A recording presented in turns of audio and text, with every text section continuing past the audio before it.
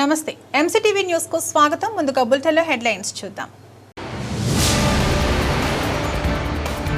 LRS స్కీమును Madanapalle municipality పరిధిలోని లబ్ధిదారులు సద్వినియోగం చేసుకోండి. మున్సిపల్ కమిషనర్ ప్రమీల విజ్ఞప్తి.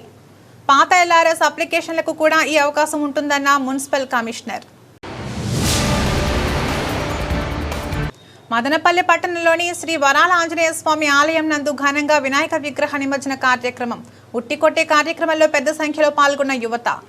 ఎల్ఆర్ఎస్ స్కీంపై ఆంధ్రప్రదేశ్ ప్రభుత్వం కీలక నిర్ణయం తీసుకుందని మున్సిపల్ కమిషనర్ ప్రమీల తెలిపారు. నేడు మదనపల్లె మున్సిపల్ కార్యాలయంలోని ఆమె ఛాంబర్ నందు విలేకరుల సమావేశాన్ని నిర్వహించారు. ఈ సందర్భంగా కమిషనర్ మాట్లాడుతూ 2025 జూన్ 30 వరకు రిజిస్ట్రేషన్ అయిన ఫ్లాట్ల రెగ్యులరైజేషన్ కు అవకాశం ఉంటుందన్నారు. ఎల్ఆర్ఎస్ అప్లికేషన్ కోసం 90 రోజులు గడువు ఉంటుందని, ప్రతి ఫ్లాట్ కి తప్పనిసరిగా అప్లికేషన్ చేసుకుని ఉండాలని కోరారు. ఫ్లాట్ అమ్మకం 30/6/2025 తేదీలోపు అయి ఉండాలని, ఫ్లాట్ విలువ ఆధారంగా క్రమబద్ధీకరణ ఛార్జీలు ఉంటాయని చెప్పారు. 10% ఓపెన్ స్పేస్ లేకపోతే 14% అదనపు ఛార్జీలు విధిస్తారని పేర్కొన్నారు. పాత ఎల్ఆర్ఎస్ అప్లికేషన్లకు కూడా అవకాశం ఉంటుందని వివరించారు. కావున ఈ అవకాశాన్ని సద్వినియోగం చేసుకోవాలని కోరారు.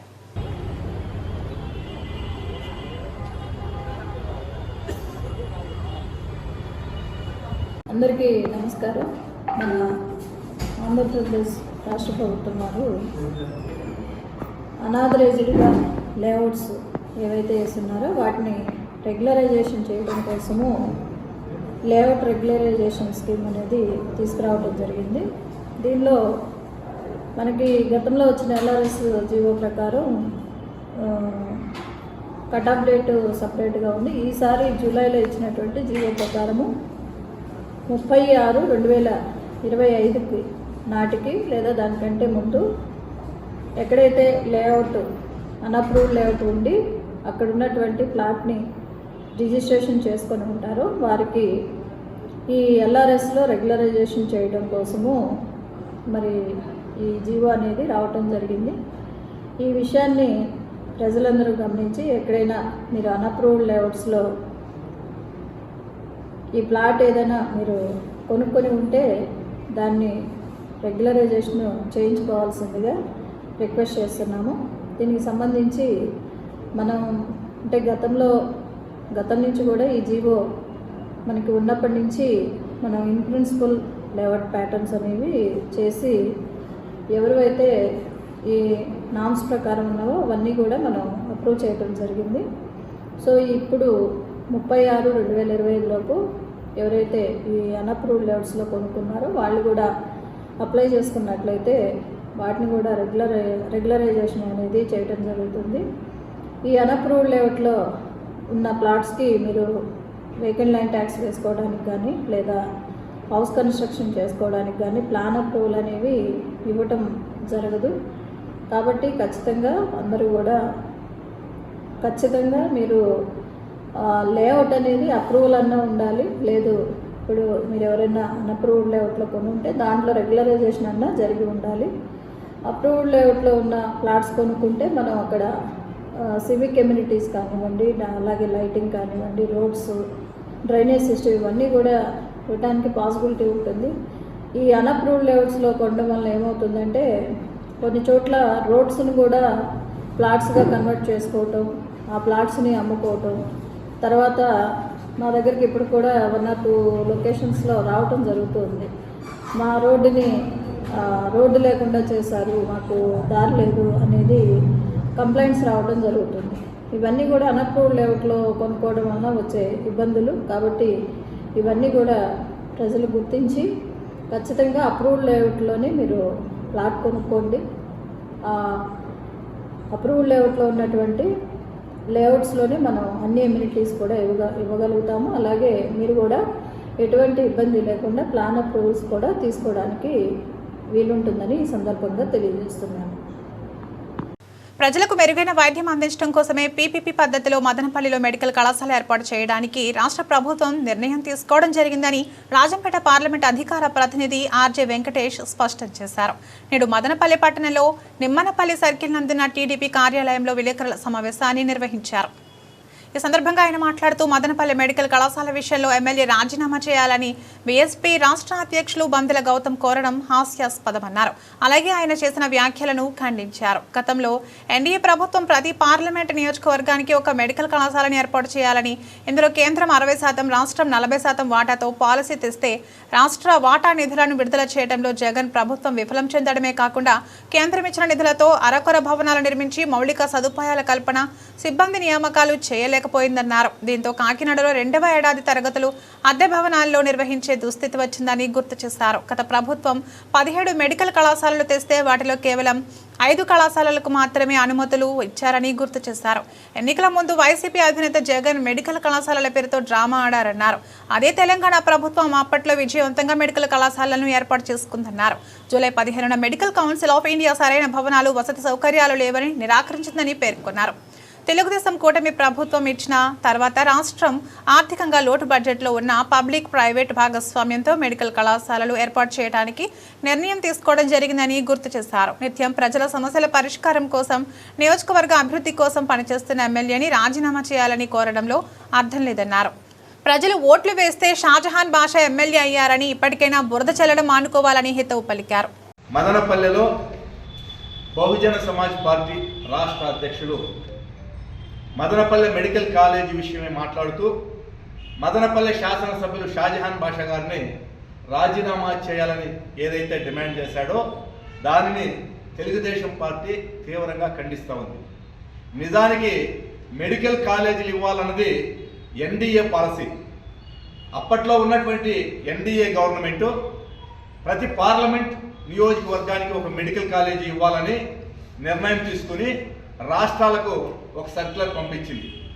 దానిలో భాగంగా 60% కేంద్ర ప్రభుత్వ గ్రాంటు, 40% రాష్ట్రాల వాటాగా నిర్ణయించి భాగస్వామ్యంతో మెడికల్ కాలేజీలు నిర్మాణం చేయాలని చెప్పి సంకల్పించింది. దాని ప్రకారం మనకు కేంద్ర వాటా మొత్తం కూడా రాష్ట్ర ప్రభుత్వానికి విడుదల చేసింది. రాష్ట్ర ప్రభుత్వ వాటా అయినటువంటి 40% రాష్ట్ర ప్రభుత్వం ఇచ్చుకోలేక ఏదైతే కేంద్ర ప్రభుత్వం ఇచ్చిందో ఆ గ్రాంట్తోనే అరాకొర బిల్డింగులు నిర్మించి కేవలం మెడికల్ కౌన్సిల్ ఆఫ్ ఇండియా 5 కాలేజీలకు మాత్రమే పర్మిషన్ ఇచ్చింది. అంటే మనకు రాష్ట్రంలో 17 మెడికల్ కాలేజీలు శాంక్షన్ అయితే మనము ఇన్ఫ్రాస్ట్రక్చర్ చూపించలేని కారణంగా, సకాలంలో భవన నిర్మాణాలు పూర్తి చేయలేని కారణంగా, బోధనేతర సిబ్బంది లేరనే కారణంగా కేవలం 5 మెడికల్ కాలేజీలకు పర్మిషన్ ఇస్తే అందులో కూడా ఈరోజు కాకినాడ మెడికల్ కాలేజీకి మొదటి సంవత్సరం జరిగి 2వ సంవత్సరం గదులు లేక అద్దె భవనాల్లో జరుపుకునే పరిస్థితి వచ్చింది. అంటే జగన్మోహన్ రెడ్డి ప్రభుత్వం కేవలం ఎన్నికల ముందు డ్రామాలు ఆడింది తప్ప, ఏది మన బీటీ కాలేజీకి మిథున్ రెడ్డి గారు చెప్పారే జీవో ఇచ్చేసా, యూనివర్సిటీ చేశాను, ఆ విధంగా ఈ మెడికల్ కాలేజీలకు డ్రామాలు ఆడారు. ఎల్ఓసి అంటే అనుమతి తెచ్చుకోవడంలో విఫలమయ్యారు. జూలై 15వ తారీఖు నాడు మెడికల్ కౌన్సిల్ ఆఫ్ ఇండియా విచారణ చేసి ఇక్కడ ఇన్ఫ్రాస్ట్రక్చర్ లేదని, వీటికి సరైనటువంటి బిల్డింగ్ వసతులు లేదని నిరాకరించారు. ఈ సందర్భంలో ఎక్కడి కాలేజీలు అక్కడ నిలిచిపోయిన తర్వాత తెలుగుదేశం ప్రభుత్వం వచ్చిన తర్వాత వీటిని ఏ విధంగా అయినా సరే కొనసాగించాలన్న ఉద్దేశంతో ఆర్థిక లోటు ఉన్నా పీపీపీ పబ్లిక్ ప్రైవేట్ పార్ట్నర్షిప్ భాగస్వామ్యంతో ఈ మెడికల్ కాలేజీలను రన్ చేయాలనే ఉద్దేశంతో ప్రభుత్వం నిర్ణయం తీసుకునింది. ప్రభుత్వ నిర్ణయాన్ని ఎవరు కూడా తప్పుపట్టలేదు. ముఖ్యంగా ఎన్డీఏ ప్రభుత్వం మా కూటమిలో చంద్రబాబు నాయుడు గారు ప్రజలకు ఏది మేలు చేయాలో అది చేయడానికి సిద్ధంగా ఉంటారు. పీపీపీలో మేలు జరుగుతుంది తెలిసిన తర్వాత ఖచ్చితంగా ఆ విధమైనటువంటి నిర్ణయం తీసుకుంటారు. అంతేకాదు ఈరోజు చూడండి, మదనపల్లె ప్రభుత్వ ఆసుపత్రి, ఏరియా ఆసుపత్రి, 100 పడకల ఆసుపత్రి అయినా ఒక చిన్న యాక్సిడెంట్ అయితే తిరుపతికి రెఫర్ చేస్తారు, లేదు వేలూరుకి రెఫర్ చేస్తారు. అదే పీపీపీ పద్ధతిలో పోతే అక్కడికి పోయే పరిస్థితి లేకుండా మెరుగైనటువంటి వైద్య సౌకర్యాలు అందుతాయి. పైగా ఎన్డీఏ ప్రభుత్వం, మా కూటమి ప్రభుత్వం బడ్జెట్లో 4% నిధులు మంజూరు చేసింది. కాబట్టి అపోహలంతా మానండి. ఏది కూడా మీరు వాస్తవ రూపంలో ఒక మార్పుకు నాంది పలికినప్పుడు స్వాగతించాలి. ఏదో ఉనికి కోసం ఆరాటంలో పోరాటం చేసి మేము ఉనికి కాపాడుకుంటామంటే ప్రజలకు ఎవరు దీన్ని నమ్మే పరిస్థితులు లేరు. ప్రజలకు ఏదైతే మేలు జరుగుతుందో అదే చేస్తుంది కూటమి ప్రభుత్వం, అంతేగాని వేరే కాదు. సొంత కుటుంబ సభ్యులు రక్త సంబంధికులు రాకపోయినా మేమున్నామంటూ ఇస్లాం మతానికి చెందిన యువకుడి అంత్యక్రియలను హెల్పింగ్ మైండ్స్ సభ్యులు నిర్వహించి హెల్పింగ్ మైండ్స్ సభ్యులు మానవత్వాన్ని చాటుకున్నారు. నేడు మదనపల్లిలో చిత్తు కాగితాలు ఏరుకొని జీవనం సాగించే యువకుడు స్థానిక ఇంద్రనగర్లో మరణించాడు. స్థానికుల సమాచారంతో మదనపల్లి 2 టౌన్ పోలీసులు మదనపల్లి బోధన ఆసుపత్రి మార్చిరీలో అతని మృతదేహం ఉంచారు. అతని ఆచూకీ మరియు అంత్యక్రియలకు అతని కుటుంబ సభ్యులు ఎవరూ ముందుకు రాకపోవడంతో మదనపల్లి 2 టౌన్ పోలీసులు హెల్పింగ్ మైండ్స్ బృందానికి సమాచారం ఇవ్వగా మదనపల్లి కబరస్థాన్లో ఇస్లాం మతానుసారంగా పవిత్రంగా అతని మృతదేహానికి అంత్యక్రియలు నిర్వహించి మానవత్వాన్ని చాటుకున్నారు. ఈ అంత్యక్రియల్లో హిందూ ముస్లిం సోదరులు పాల్గొనడం విశేషం. ఈ సందర్భంగా హెల్పింగ్ మైండ్స్ వ్యవస్థాపకుడు అబూబక్కర్ సిద్దిక్ మాట్లాడుతూ ఏ మృతదేహాన్ని కూడా అనాథగా వదలకుండా మేమున్నామంటూ ఆఖరి మజిలీని వారి మతానుసారంగా సాంప్రదాయబద్ధంగా నిర్వహిస్తూ మత సామరస్యాన్ని పెంపొందిస్తూ తమ సంస్థ సేవలు ముందుకు సాగుతున్నాయన్నారు. మదనపల్లి పరిధిలో ఎవరైనా అనాథలుగా చనిపోతే వారి కుటుంబ సభ్యులు రక్త సంబంధికులు రాకపోతే ఆత్మ బంధువులుగా హెల్పింగ్ మైండ్స్ సంస్థ ముందుంటుందని పేర్కొన్నారు.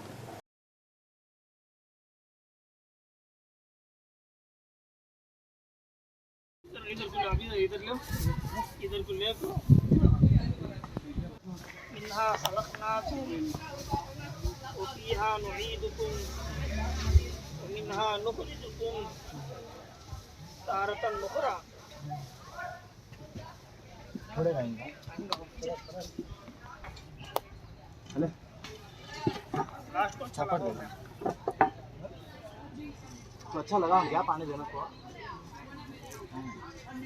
हाँ देख के रखेंगे बाद में మానవత్వాన్ని పరిమళింపజేస్తూ హెల్పింగ్ మైండ్స్ అడుగులు మదనపల్లిలో 4 రోజుల క్రితం ఇంద్రానగర్లో భిక్షాటన చేస్తున్నటువంటి ఒక వ్యక్తి చనిపోవడంతో ఆ వ్యక్తి వివరాల కోసం మదనపల్లి జిల్లా ఆసుపత్రి మార్చిలో ఉంచడం జరిగింది. వారి సంబంధికులు అతని వివరాలు, అతని ఆచూకీ వివరాలు, వాళ్ళ కుటుంబ సభ్యుల వివరాలు ఏది తెలియకపోవడంతో మదనపల్లి 2 టౌన్ పోలీస్ వారు హెల్పింగ్ మైండ్స్ బృందాన్ని సంప్రదించగా అతను ఒక ముస్లిం అని నిర్ధారణ చేసుకొని అతని యొక్క అంత్యక్రియలని ఇస్లాం మతానుసారంగా చాలా పవిత్రంగా నిర్వహించడం జరిగింది. పుట్టుక ఎలా ఉన్నా మరణం చాలా గొప్పగా ఉండాలి. ఎందుకంటే మనం పుట్టినప్పుడు ఎప్పుడు పుడతామో ఎలా పుడతామో తెలియదు, కానీ మరణించినప్పుడు కూడా అలానే ఉంటుంది. కానీ ప్రతి మనిషి యొక్క మరణం చివరి మజిలి చాలా పవిత్రంగా కొనసాగాలి అని చెప్పి హెల్పింగ్ మైండ్స్ అడుగులు వేస్తుంది. అందులో ఇతని యొక్క అంత్యక్రియలను ఇస్లాం మతానుసారంగా నిర్వహించడం జరిగింది. ఇతని యొక్క అంత్యక్రియలో పాల్గొన్నటువంటి హెల్పింగ్ మైండ్స్ కుటుంబ సభ్యులందరికీ పేరు పేరున ధన్యవాదాలు తెలుపుకుంటూ ఈ అంత్యక్రియలకు గాను పూర్తి సహకారం అందించినటువంటి ఏజేబీజే వెల్డింగ్ వర్క్స్ ఈశ్వరమ్మ గారిని గౌజ్భాష్ అన్నగారికి ప్రత్యేక ధన్యవాదాలు తెలుపుకుంటున్నాను. ఇలా ఒక మంచి పని చేస్తే మేము కూడా ముందుంటామని చెప్పి ఒకరికొకరు చెయ్యి అడుగులు వేసుకుంటూ హెల్పింగ్ మైండ్స్ సేవలు ముందడుగులు వేస్తున్నాయి. చూసుకున్నట్లయితే మనము కరోనా విపత్కర పరిస్థితుల్లో సైతం 917 కరోనా మృతదేహాల అంత్యక్రియలు, రక్తదాన శిబిరాలు, అత్యవసర రక్తదాన సేవలు, ఫుడ్ బ్యాంక్ సేవలు, శానిటరీ ప్యాడ్ బ్యాంక్ సేవలు, ఉచిత బాడీ ఫ్రీజర్ బాక్స్ సేవలు, ఉచిత కంటి వైద్య శిబిరాలు, ఇలా ఎవరైనా అనాథలు చనిపోతే వారికి మేమున్నామంటూ వారి యొక్క ధన సంస్కారాలను వారి మతానుసారంగా నిర్వహించడం జరుగుతుంది. ఈ కార్యక్రమంలో ఇతని అంత్యక్రియల్లో పాల్గొన్నటువంటి హెల్పింగ్ మైండ్స్ కుటుంబ సభ్యులందరికీ పేరు పేరున ప్రత్యేక ధన్యవాదాలు తెలుపుకుంటున్నాం. ఇదే విధంగా హెల్పింగ్ మైండ్స్ సేవలు మరింత ముందుకు వెళ్తాయి, 10 మందికి ఆదర్శంగా మానవతా విలువల్ని పెంచే విధంగా ఉంటాయని చెప్పి ఈ సందర్భంగా తెలియజేసుకుంటూ థ్యాంక్ యూ. మదనపల్లి పట్టణంలోని శ్రీ వరాల ఆంజనేయ స్వామి ఆలయంలో ఏర్పాటు చేసిన వినాయక విగ్రహాన్ని భక్తులు ఘనంగా నిమజ్జనం చేశారు. మొదటగా యువత ఉట్టికొట్టే కార్యక్రమాన్ని కోలాహలంగా నిర్వహించారు. అనంతరం భక్తి శ్రద్ధలతో మేళతాళాలు, కోలాటాల మధ్య గణనాథుని ఘనంగా ఊరేగించి తట్టివారిపల్లి చెరువులో నిమజ్జనం గావించారు. ఈ సందర్భంగా వారు మాట్లాడుతూ పర్యావరణానికి ముప్పు వాటిల్లకుండా మట్టి వినాయక విగ్రహాన్ని ఏర్పాటు చేయడం జరిగిందన్నారు. మన భవిష్యత్తు తరాల వారికి మన పండుగలు, ఆచార వ్యవహారాలు తెలియజేయాలనే ఉద్దేశంతో ఆలయ ఆవరణలో వినాయక చవితి వేడుకలను ఘనంగా నిర్వహించడం జరిగిందన్నారు.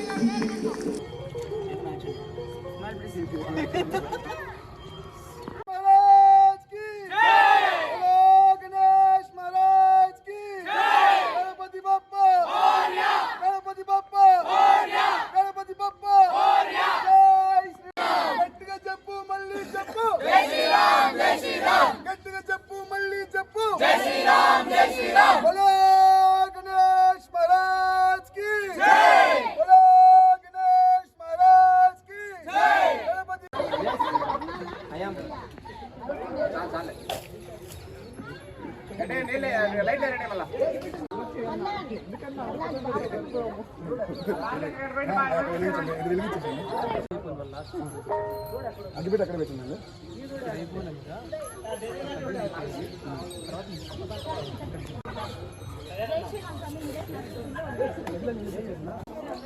గణేష్ మహారాజ్కి జై. మదనపల్లి పుర ప్రజలందరికీ కూడా వినాయక చవితి పండుగ సందర్భంగా అనేక మంది అనేక చోట్ల విగ్రహారాధన చేసి నిమజ్జన కార్యక్రమాన్ని నిర్వహించడం జరుగుతున్నది. అదేవిధంగా వరాల ఆంజనేయ స్వామి దేవస్థానంలో నెలకొల్పినటువంటి వినాయకుని విగ్రహానికి ఈరోజు నిమజ్జన కార్యక్రమాన్ని నిర్వహించడం జరుగుతుంది. ఈ కార్యక్రమంలో భాగంగా పూర్తిగా సంప్రదాయబద్ధంగా ఉట్టి కొట్టడము, అనంతరము అందరూ కూడా నీటితో అందరూ కూడా ఉల్లాసంగా పిల్లలు, పెద్దలు, మహిళలు, పురుషులు అందరూ కూడా ఈ యొక్క ఉట్టి కార్యక్రమంలో పాల్గొని ఆనందోత్సాహాల మధ్య వినాయక నిమజ్జన కార్యక్రమాన్ని నిర్వహించడం జరుగుతుంది. అదేవిధంగా స్వామివారికి శాస్త్రబద్ధంగా నిమజ్జన కార్యక్రమాన్ని నిర్వహించడం జరుగుతుంది. ఇందులో భాగంగానే ఎటువంటి బల్లారి డ్రమ్స్ ఇలాంటివి కాకుండా శాస్త్రబద్ధంగా మంగళవాద్యాల నడుమ వినాయక నిమజ్జనం జరుగుతుంది. అదేవిధంగా నిమజ్జనంకు ముందు స్వామివారికి పాలాభిషేకాన్ని నిర్వహించి అనంతరము నీటిలో నిమజ్జన కార్యక్రమాన్ని నిర్వహించడం జరుగుతుంది. అందరూ కూడా మట్టి విగ్రహాలను మనము ఏర్పాటు చేసుకొని పర్యావరణ పరిరక్షణకు దోహదపడాలని ఈ యొక్క వినాయక చవితి సందర్భంగా నిమజ్జన కార్యక్రమం సందర్భంగా అందరికీ కూడా సవినయంగా కోరుకుంటూ జై గణేష్ మహారాజ్కి జై. ఆంధ్రప్రదేశ్ ప్రభుత్వం ఇటీవల ప్రకటించిన రాష్ట్ర కార్పొరేషన్లు మరియు డైరెక్టర్ల నియామకాల్లో మదనపల్లి నియోజకవర్గానికి చెందిన మాజీ కౌన్సిలర్ భావనకుమారి శాలివాహన కార్పొరేషన్ రాష్ట్ర డైరెక్టర్గా నియమితులవ్వడం ఆనందంగా ఉందని రాష్ట్ర Valmiki Boya corporation director Mandyam Prabhakar Haj committee రాష్ట్ర సభ్యులు Pathan Khader Khan, APS RTC employees union 1-2 depot గౌరవ అధ్యక్షులు నాగూర్వలి పేర్కొన్నారు. నేడు మదనపల్లి పట్టణంలోని ఆమె ఇంటికి వెళ్లి వారు శుభాకాంక్షలు తెలియజేసి సన్మానించారు. ఈ సందర్భంగా వారు మాట్లాడుతూ నిజాయితీగా అంకిత భావంతో పనిచేసిన కార్యకర్తలకు ముఖ్యమంత్రి చంద్రబాబు నాయుడు, మంత్రి నారా లోకేష్ గుర్తింపు ఇవ్వడంపై హర్షం వ్యక్తం చేశారు. ఈ పదవిని అధికారికంగా కాకుండా ఒక బాధ్యతగా భావించాలని కోరారు.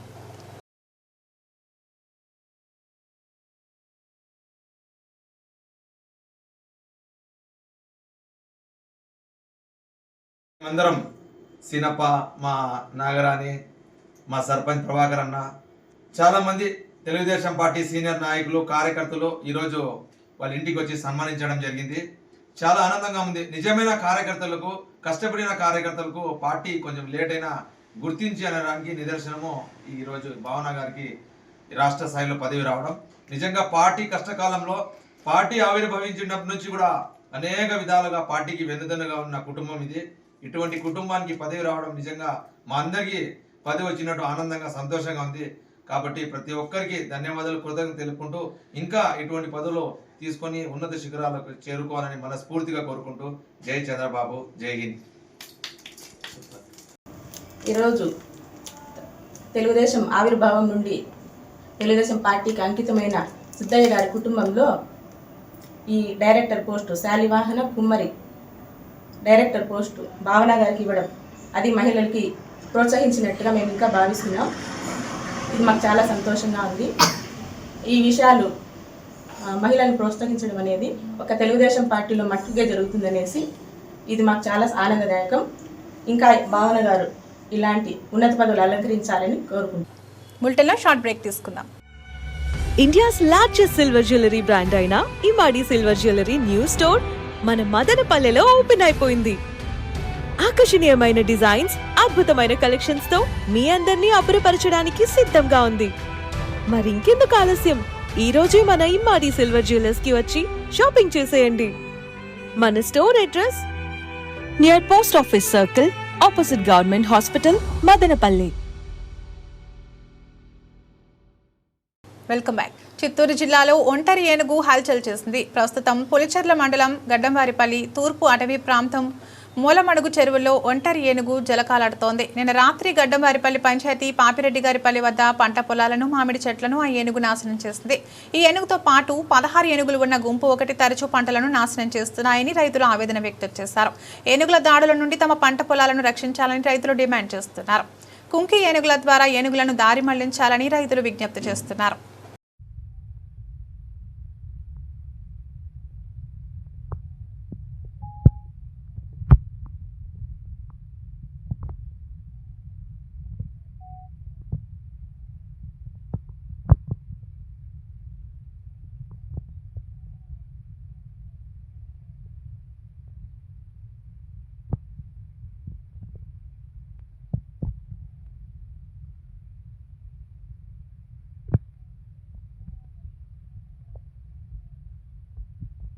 పొంగనూరు మండల కార్యాలయం నందు నేడు ఎంపీడీఓ ఆధ్వర్యంలో పంచాయతీ పురోగతి సూచిక వెర్షన్ 2.0 శిక్షణ కార్యక్రమం సర్పంచ్లకు, ఎంపీపీ, జెడ్పీటీసీలకు జరిగింది. ఇందులో ముఖ్యంగా 2025 మరియు 2026 సంవత్సరానికి సంబంధించి పంచాయతీ అభివృద్ధిపై శిక్షణ అందజేయడం జరిగింది. ఈ కార్యక్రమంలో మండల కార్యాలయ సిబ్బంది మరియు ప్రజాప్రతినిధులు పాల్గొన్నారు. పంచాయతీల బలోపేతమే రాష్ట్ర ప్రభుత్వ ప్రతిష్టాత్మకంగా ఈ కార్యక్రమాన్ని చేపట్టడం జరిగిందని అధికారులు తెలిపారు. గ్రామ పంచాయతీలో మొత్తం ఆపరేషన్స్ 5 ఏ నెంబర్ అయితే ఇచ్చామో అదే నెంబర్ ఇవ్వాలి. తర్వాత మళ్ళీ రిపీట్ చేసుకోండి. దాంట్లో మీకు కరెక్ట్ గా ఉండే టిక్ పెట్టుకోండి. ఒకవేళ మీరు ఏమన్నా పొరపాటు చేస్తే దాని మరి అదే విధంగా గ్రామ పంచాయతీలోని మొత్తం కుటుంబాల సంఖ్య ఇంతకు ముందు మనం మాట్లాడుకున్నట్టుగా మొత్తం క్లస్టర్ తీసుకున్నప్పుడే ఒక్కొక్కరికి ఎన్ని హౌస్ హోల్డ్స్ మ్యాప్ చేస్తాము. అదేవిధంగా సిఎస్సి గ్రామ పంచాయతీ భవనంలో కలిసి ఉందా, గ్రామ పంచాయతీలో మొత్తం సహాయక సంఘాలు ఎన్ని ఉంటే అన్ని మనము చూపించాలి. తర్వాత 23-24 సంవత్సరానికి బ్యాంకు రుణాలు పొందినటువంటి ఎస్హెచ్జి గ్రూపులు అంటే ఇక్కడ 82 ఉంటాయి. ఈ 6/9/2025 తేదీ ఉదయం 10:30 గంటలకు RGSA కార్యాచరణ ప్రణాళిక 2025-26 సంవత్సరం పంచాయతీ అభివృద్ధి సూచిక PAI 1.0 మరియు 2.0 పై పరివర్తన వ్యాప్తి వర్క్షాప్ మండల స్థాయిలో ఒకరోజు శిక్షణా కార్యక్రమంకు ఎంపీపీ గారు, జెడ్పీటీసీ గారు, ఎంపీటీసీ సభ్యులు, సర్పంచులు మరియు పంచాయతీ కార్యదర్శులు మరియు మండల స్థాయి అధికారులకు ఒకరోజు శిక్షణా కార్యక్రమం నిర్వహించడమైనది. ఎంపీడీఓ పొంగనూరు. తిరుపతి జిల్లా చంద్రగిరిలో ఘోర రోడ్డు ప్రమాదం జరిగింది. ముందు వెళుతున్న గ్రానైట్ లారీని ఆర్టీసీ అద్దె బస్సు ఢీకొనడంతో 30 మందికి పైగా ప్రయాణికులకు గాయాలయ్యాయి. చిత్తూరు వైపు నుంచి తిరుపతికి వస్తున్న గ్రానైట్ లారీని చంద్రగిరి మండలం అగరాల సమీపంలో శనివారం తెల్లవారుజామున బెంగళూరు నుంచి తిరుపతికి వస్తున్న ఆర్టీసీ అద్దె బస్సు వెనుక నుంచి ఢీకొట్టింది. ఈ ఘటనలో దాదాపు 30 మంది ప్రయాణికులకు గాయాలయ్యాయి. ఆర్టీసీ బస్సు కండక్టర్తో పాటు 10 మందికి ప్రయాణికులకు తీవ్ర గాయాలయ్యాయి. ఆర్టీసీ బస్సు డ్రైవర్ నిద్రలోకి జారుకోవడంతోనే ఈ ప్రమాదం జరిగిందని ప్రయాణికులు చెబుతున్నారు. గాయపడిన క్షతగాత్రులను చంద్రగిరి ఏరియా ఆసుపత్రికి, తిరుపతి రుయా ఆసుపత్రికి తరలించారు. ఆర్టీసీ బస్సు కొంత నిదానంగా రావడంతోనే ప్రాణ నష్టం జరగలేదని, బస్సు వేగంగా వచ్చుంటే ఎక్కువగా ప్రాణ నష్టం జరిగి ఉండేదని స్థానికులు తెలుపుతున్నారు. చంద్రగిరి పోలీసులు కేసు నమోదు చేసి దర్యాప్తు చేస్తున్నారు.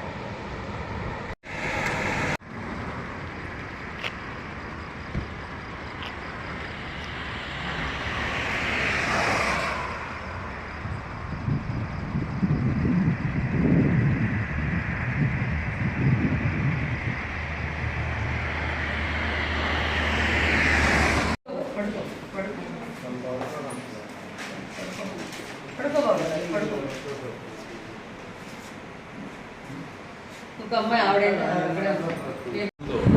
క్యాష్ పడుకోమ్మా ఒకటి పడుకోండి ఇంకొక అయితే తిరిగాను. మేడం నమస్తే మేడం. నమస్తే అండి సార్ కన్నయ్య.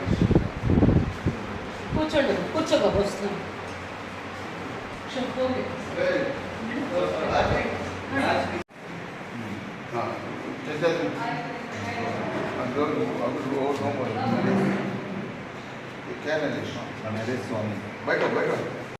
ఒక నిమిషం పడుకోండి. సెల్ నెంబర్ बोलो 8888 ఓకే ఫ్యామిలీ 06 97